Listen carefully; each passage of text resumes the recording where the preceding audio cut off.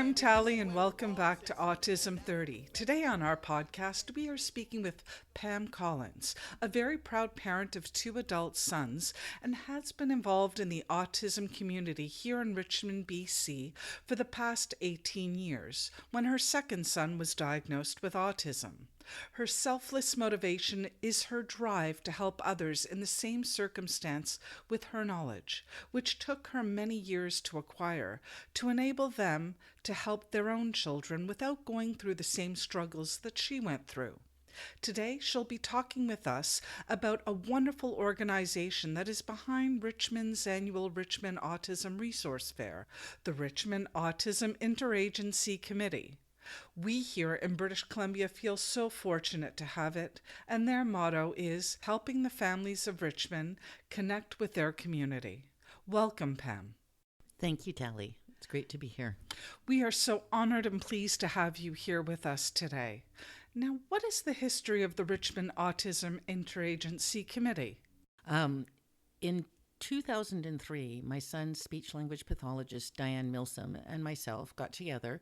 We were a little bit concerned there was a new leadership happening at the Autism Society of BC. Yes. And we wanted to make sure that the families in Richmond had access to the full gamut of therapy options for their children so they could make the most informed choices.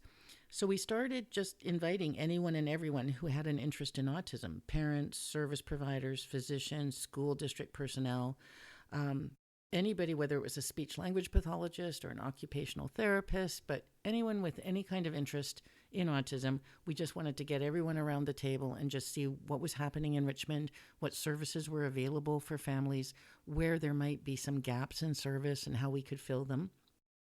We were very lucky. Linda Reed graciously let us use her office to meet monthly in our first few years. And by connecting parents and professionals, the members could become aware of services and programs available and detect those gaps that might exist. We were thinking about, for a few years, tried to set up a resource center or a hub for families to get information. But what we focused on for the last 4 years is our information fair, which has become an annual event that we're really proud of. Yes, you have an awful lot to be proud of. Now, how long has it been in existence? We've been meeting as a group for 13 years. Wow. Yeah, and now we meet at through Richmond Society for Community Living at the Caring Place, so they very graciously organize our meeting space for us. And the membership has, come and gone over the years. We have so many members, many are just minutes only, but there's a core group of about 15 that consistently meet every month. And you really have created a wonderful group. It's a very strong group. I'm honored to work with all these people. They're just, everybody's, working off the sides of their desks to make this happen for families. Absolutely. And what is its philosophy and mandate? The committee serves as a networking and information sharing platform for professionals and community members working with and or living with children with autism spectrum disorder. We are an unbiased, all-inclusive organization that does not subscribe to nor promote specific treatment methods or service delivery models. Now, what kinds of information has the Richmond Interagency Committee shared and will share that has been vital to parents and our community? Well, through our information fairs, we've had presentations about autism in general, kind of an autism 101, if you will. Yes. We've had parent presentations talking about take what they did with their child and what treatment options they chose and what the outcomes have been. We've had self-advocates who have shared their stories. Service providers have sat on a panel talking about the different services that are available. We've had a panel of government personnel talking about kind of a who's who in the zoo, letting families know because, everybody's got more than one social worker. Absolutely. A sibling panel. We've had physicians present. Dr. Berman presented on the comorbid diagnosis between autism and ADHD, which was really well received. We've had an OT do feeding workshops. We had a presenter on anxiety and autism. We've had an OT present on sensory processing. And on our website, we share links to a variety of service providers, both public and private. So both those that are for-profit type speech language pathologists, occupational therapists, and then the public organizations like Richmond Society for Community Living. We're hoping we'll have the new Pacific Autism Family Center on there. Absolutely. That type of thing. When it speaks about an organization that's unbiased, can you please clarify what that means to our listeners? Absolutely. Because I think this is the core of why we even started, is that we don't promote any one type of treatment option, but rather share information about all the various methods to the family so they can make educated choices for their families. We'll share information about behavior approaches, developmental approaches, relationship approaches, biomedical approaches, a little bit about everything, so families have a variety of information from which to choose and make the best choice for their family. Which I think is really important, because I know as a newly diagnosed parent of a child, it's really important that you get the full gamut of information, because often what ends up happening is when you go to one organization, you get a limited amount of information, and then when you go to another organization, you get a limited amount of information there as well. But when we come to see you, you offer us the full gamut of information that's available. Therefore, we as parents can make an educated decision based on the knowledge that we've acquired from you, which has really been unbiased and open, which I believe is really, really important. Absolutely. What's a good fit? Because what works for one child doesn't necessarily work for all our kids. We know they're not all the same. So the variety of approaches is the better way to look at everything to do what's best for your child.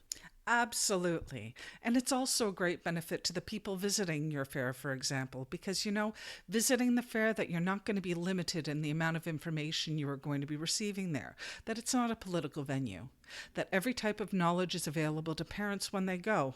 Oh, and service providers as well, I should say. And we also ask service providers that it's not a place to sign parents up for anything. It's just a place to share the information, share what your approach is about, and let parents decide. It's not a place to start enlisting clientele or anything. So it's a pretty laid back environment, so families can feel free just to go from table to table to get information. What you're saying is that parents won't be solicited. No. Not at all. Which is great, because then parents can go to the event and be completely relaxed when they're there. Absolutely. So what is the fair exactly? Well, the annual Richmond Autism Information and Resource Fair is a one-day opportunity for Richmond families to come and get a variety of information for free and speak to a variety of presenters. We usually have a keynote speaker. It's a self-advocate, which usually inspires families with young children especially. The first year we had Miles McKee, a local young man who did his elementary schools here in Richmond and has since become a wonderful young adult, talking about his life experiences and how he is now working full-time. Which is great. Yeah, and it just gives families so much hope. Absolutely. Last year, we had Amethyst Shaber, who's an incredible young woman who shared her story with us. She's also local. Yes, and I agree. She's wonderful. And for those of you whose that name sounds familiar, you probably heard that on a prior podcast of a Parent Talk, because when asked who was their favorite person with autism, I know her name definitely came up, and I concur with her completely. Oh, absolutely. And she has a wonderful YouTube blog called Ask an Autistic, and I highly recommend anyone and everyone to check her out. She's incredible to listen to. Yes, and she is. And she's quite cute, too. Yes, she is. This year, we are really looking forward to having Alex Magnuson, another local young man who just recently did a TEDx talk in Langley. So he's come highly recommended. Yes. We've also had martial arts demonstrations by Sorota's Alchemy, and you can find their podcast on our website dated June 15th. Excellent. So basically, it's where families can come, get information. There's presentations, there's booths, tables, things to buy. You need a bag to take everything with you. Get information. They meet other families. We offer a free pizza lunch. So there's a lot of networking available. and just time for everybody to meet each other and see each other. And we usually give out a big bag because they get lots of goodies. Absolutely, they do. And what I really like about the event, because I've gone myself, is the fact that you do listen to people that motivate you and you really do leave feeling hopeful. And what amazes me about the fair, you might think you're going in just to check out different therapies or products or services or what have you. But you also see a whole other gamut that's available to you, like sporting events and workshops that help me at least see a different way than I never thought before. So you might think that you're going home with a goodie bag of things, but I believe your head is also. And another thing that I love is the parents that you meet. You bump into them, you share your stories, and you find that from word of mouth, you learn more about your own circumstance and the hope that's behind it. So every year that I've attended, I've always left feeling quite joyous and motivated to go on to the next step of what I needed to. It's really fabulous. Oh, that's great, Telly, because that's exactly what we hope for families. Well, you've succeeded in doing that for me. Now, when exactly is the fair? This year, our fair is on Saturday, November the 19th from 9 a.m. to 1 p.m. It's usually the third weekend of November every year.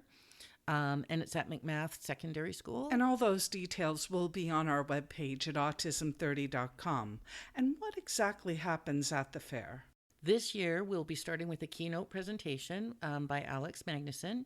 Then we are going to have a presentation, a panel presentation focusing on the transitions within the school system.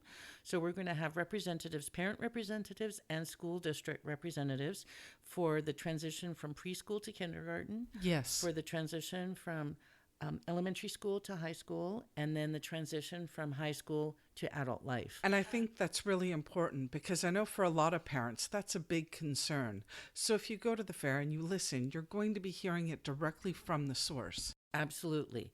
And then our second presentation is actually going to introduce families to a variety of tools that they can access and use for these life transitions. So, for example, we're going to have a representative from the Planned Lifetime Advocacy Network there to talk about the Registered Disability Savings Plan for families, for persons with disabilities benefits, person-centered planning for the transition to adulthood, what are representation agreements, wills and estates, all those types of things that families do need to start thinking about, especially when their children start turning 16. Absolutely. And their podcast can be located on the autism30.com website, dated July 15th. Excellent. And then we're going to have the pizza lunch and a time for everyone to meet and mingle. And there's also going to be a variety of the information tables, service providers, and retail options such as Odin Books. Fantastic. And I know that sounds like a lot. And you really do jam-pack a lot of information into that 4 hours because I know it runs from 9 to 1. We do. And how do you register for this wonderful fair, or can you just drop in at the door? Well, we actually prefer people register just so that we know our numbers for the pizza. For the presentations, it's nice to know ahead of time if we're going to have 75 people or 125 people. Of course. For the size of classrooms or the venue. So people can register through Eventbrite at Autism Resource Fair 2016.eventbrite.ca. And that information will be on the autism30.com webpage. Excellent.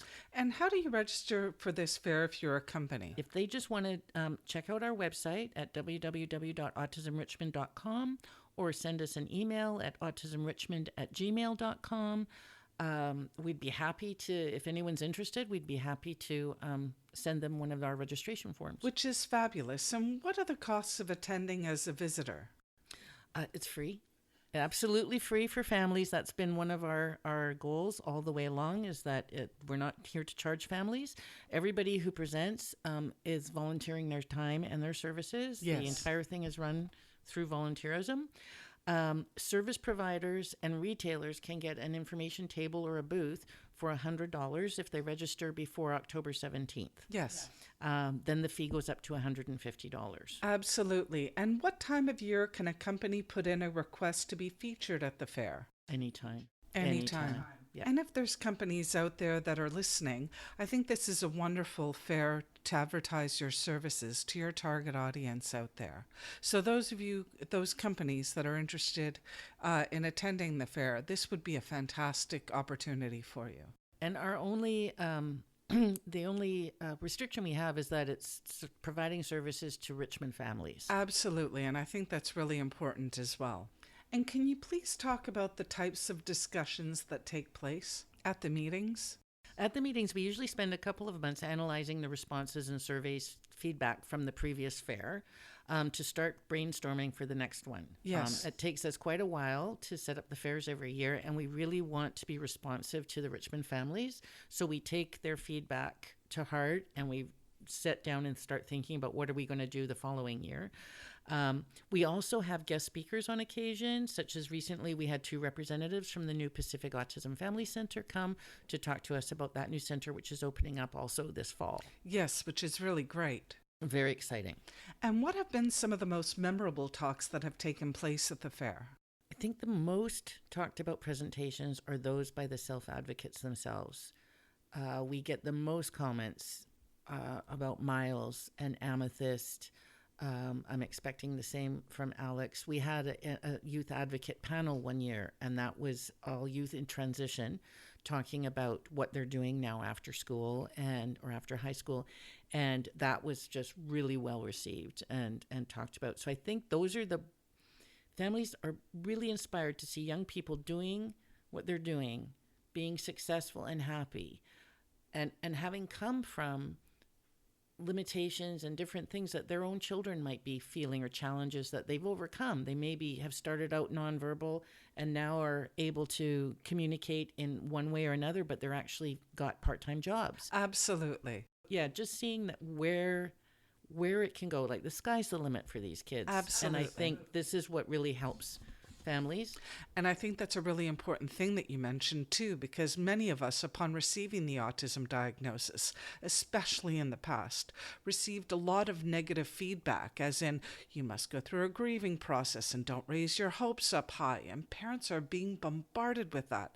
And I think that hearing the speakers and all the wonderful people that you bring to your fair quashes those things, which are quite, well, let's just say I'm appalled by some of those things being said to parents and the messages, because as a parent, you should never give up on the dreams you have for your children. Absolutely. And I think the whole neurodiversity movement is really opening the doors for a lot of families, so that hopefully physicians aren't saying, oh, I'm sorry to have to tell you your child has Down syndrome, or I'm sorry to have to tell you your child has autism.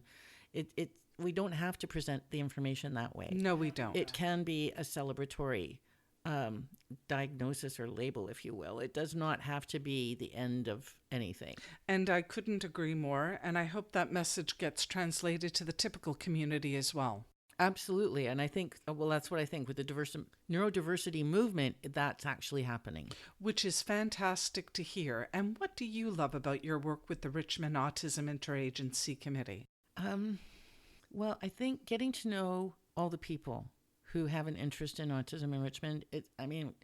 Everybody is they're just incredible. Absolutely everybody, whether it's a family member or a service provider, the dedication and commitment to helping these kids grow up and be connected and included in community is so high. I'm just honored to be part of it. I also think that every single day I learn something new about autism. Yes. Absolutely every single day. And just the whole idea about neurodiversity and sharing my life experiences with other families. I think that's what I love most. And I concur, because I know that meeting you is one of the joys I've had, and I've heard a lot about you before meeting you because of your work, and I truly feel honored to have you in our studio today. You do so much for our kids and our families, and I know for a fact that your efforts that you've done in the past and what you're doing currently have and will change the lives of families with autism in Richmond, and we are so very grateful for starting this, for doing what you do and what you are doing for our kids. And thank you so very much. Oh, well, there's many of us on the committee, and I mean, unfortunately, Diane Milsom has since retired. I do run into her once in a while. And pass on my words to her as well. I will indeed. And finally, what would you like the world to know about autism? I think just that it's not something to be frightened of or strange. And I mean, one of my things is I don't find it so puzzling. I know it's become the symbol, is the puzzle piece.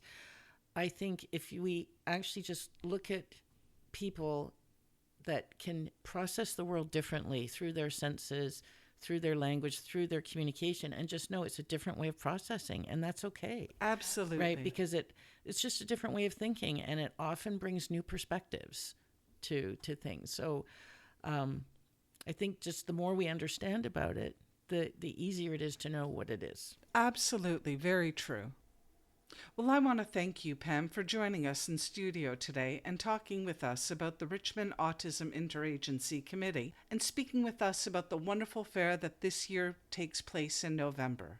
Well, thank you for having me, and thank you for doing this and everything that you do for the families that have children with autism. It's my pleasure. And if you'd like to find out more about the Richmond Autism Interagency Committee and the fair, you can find all of those details on our webpage at autism30.com. And if you're listening to us on iTunes, don't forget to write us a review and like us and join us on Facebook, Google+, YouTube, and Twitter. I also want to let you know that we'll be taking this month of September to work hard behind the scenes at Autism 30, and therefore our next podcast will be October 1st. To all the families who are starting the new school year, I hope that you have an excellent start and may your year be brighter than imagined. To the rest of you, may you enjoy your journey into the fall season and know that we here look forward to connecting with you back in October with new developments and news. Once again, this is Tally telling you to live in love. Hey yo, I'm an autism awareness angel, making sure my wings protect the different, the stranger than. I'm an autism awareness angel. It's good, cause I'm cool with the unique behavior. I'm an autism awareness angel. Will you accept me? Cause I accept you. I'm an autism awareness angel, cause the view from the spectrum is a better point of view.